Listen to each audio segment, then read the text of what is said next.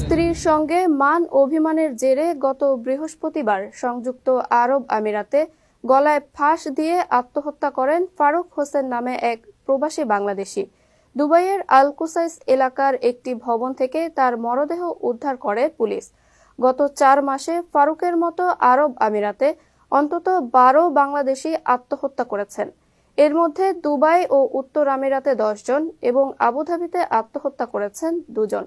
প্রবাসীরা বলছেন, আত্মহননকারীর অধিকাংশই ঋণের চাপ, পারিবারিক কলহ, মান অভিমান, বেতন না পাওয়া ও কর্মহীনতার কারণে হতাশায় ভুগছিলেন।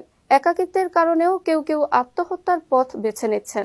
দুবাই এবং আবুধাবির শ্রম কাউন্সিলরদের দেওয়া তথ্য অনুযায়ী দুবাই ও উত্তর আমিরাতে গত জানুয়ারি থেকে চলতি মে মাস পর্যন্ত 10 প্রবাসী বাংলাদেশি আত্মহত্যা করেছেন।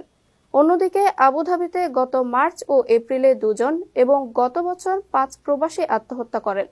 গত বৃহস্পতিবার দুবাইয়ে আত্মহত্যা করা ফারুক হোসেন যে ভবনটিতে থাকতেন সেখানে অধিকাংশই ট্যাক্সি চালকের বসবাস। ফারুকের 2015 সালে দুবাই ট্যাক্সি কোম্পানিতে চাকরি নিয়ে আমিরাতে আসেন। এরপর থেকে তিনি ট্যাক্সি চালাতেন। সম্প্রতি চাকরি ছেড়ে মানবেতর জীবনযাপন করছিলেন। কয়েকদিন ধরে স্ত্রীর সঙ্গে কথা কাটাকাটি হচ্ছিল তার।